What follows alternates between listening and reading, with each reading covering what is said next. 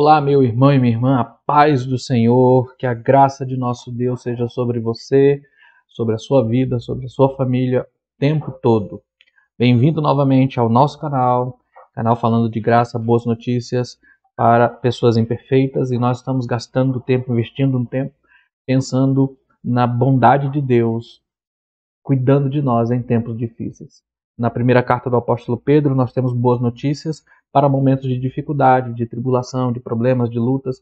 Nós todos enfrentamos lutas e dificuldades. Mas eu queria chamar a atenção novamente para os versos 6 a 9 da primeira carta de Pedro. O apóstolo Pedro diz: em que vós grandemente vos alegrais, ainda que agora importa, sendo necessário, que sejais por um pouco contristados com várias provações, para que a prova da vossa fé, muito mais preciosa do que o ouro que perece e é provado pelo fogo, se ache em louvor e honra e glória na revelação de Jesus, ao qual, não havendo visto a mais, o qual, não vendo agora, mas crendo, exultais com gozo, ou alegrais com gozo inefável e glorioso, alcançando o fim da vossa fé, a salvação das vossas almas.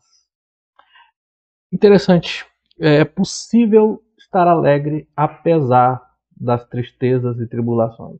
Pelo menos é isso que Pedro está dizendo. Quando nós olhamos para um texto como esse, a gente precisa observar como o apóstolo organiza seu pensamento. Se você perceber, no verso 6, ele diz: em que vós grandemente vos alegrais. Ele inicia esse bloco falando que nós podemos ter uma alegria. E no final, no verso 8, ele reafirma essa frase: vós grandemente alegrais. Ele começa e termina com a mesma ideia. De modo que o ponto desses versos é que é possível ter um tipo de alegria apesar de certas circunstâncias. Se você olhar os versos 6 e 7, Pedro diz: nós podemos ser alegres apesar das tribulações. E no verso 8 e 9, ele diz: nós podemos estar alegres apesar de não ver Jesus agora. São duas coisas interessantes aqui que a gente pode ver. Mas eu queria chamar a atenção para os versos 6 e 7 novamente e observar como ele começa esse verso. Ele diz: em que nisto vocês se alegram. Veja, Pedro está dizendo que esses cristãos se alegram, exultam com algo que ele já descreveu até agora, pois se nisso refere-se ao que ele disse antes. O que ele está dizendo é o seguinte: todas as verdades que eu disse a vocês sobre a salvação, sobre a esperança futura que está reservada para vocês, essas verdades são o fundamento da vossa alegria. A palavra aqui, grandemente vos alegrais, na verdade é uma palavra só. Ela traz a ideia de uma alegria profunda, uma alegria espiritual, um regozijo em Deus, ou no que Ele fez, no que Ele faz. Alguns chamam ela de alegria da salvação, alegria que vem de saber que você é salvo. É sempre uma alegria de causa espiritual, porque ela acontece no mesmo momento em que você está sendo entristecido por várias provações. É uma alegria que vem de Deus e que as circunstâncias não criam, mas também não podem destruir. Quando a ideia de Pedro é que quando as pessoas, os cristãos, os crentes a quem ele escreve, pensam, meditam na sua herança futura, nós reagimos com uma intensa alegria que perdura a vida inteira, porque esse exultais aqui traz a ideia de uma ação constante, de um estilo de vida. Vocês têm um estilo de vida de uma alegria espiritual durante a vida nessa terra, à medida em que vocês lembram, pensam naquilo que Deus já fez para você. Ou seja, nós podemos celebrar, porque sabemos que a salvação já é nossa e que um dia, ela será revelada plenamente para mim e para vocês.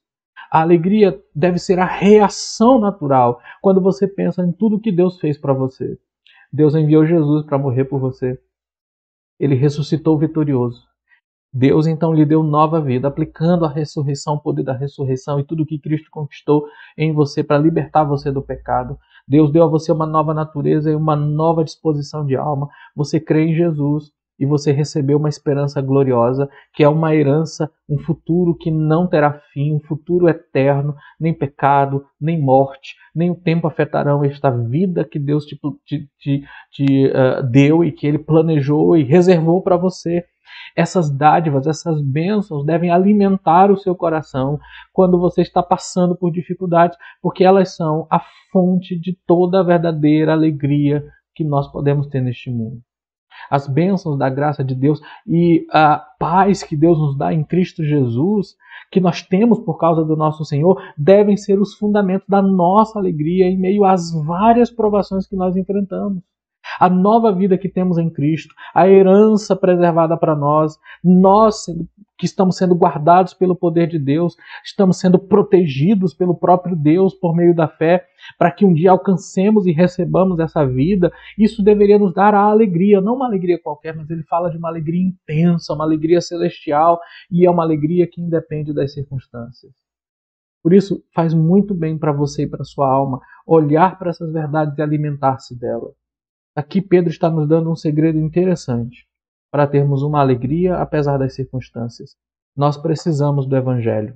Nós precisamos da palavra de Deus. Nós precisamos das verdades do Evangelho da graça.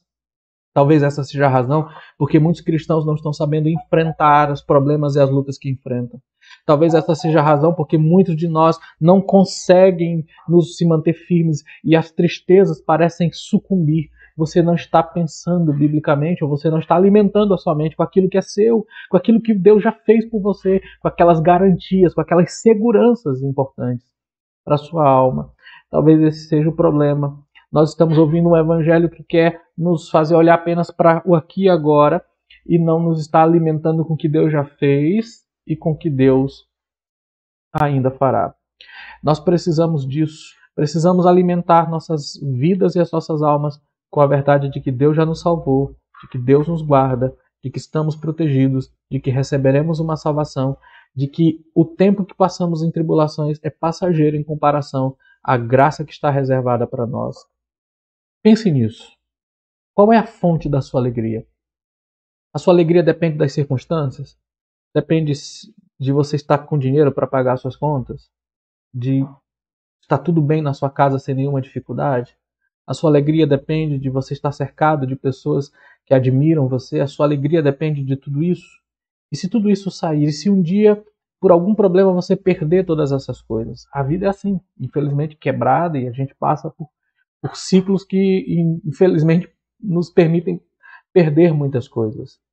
Mas quando essas coisas são tiradas, a sua alegria também é tirada?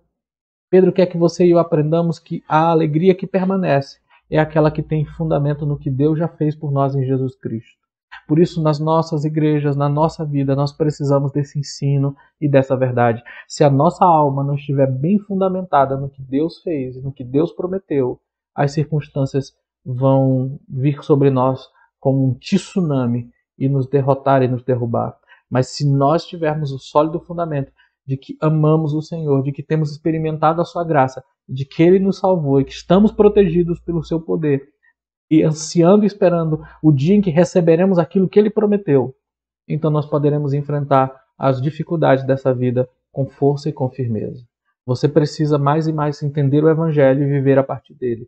E quanto mais você compreender a graça de Deus, mais cheio de alegria, uma alegria que não passa, que não depende das circunstâncias, uma alegria espiritual, invadirá o seu coração. Pense nisso. Essa é uma boa notícia para mim e para você. E passamos por dificuldades.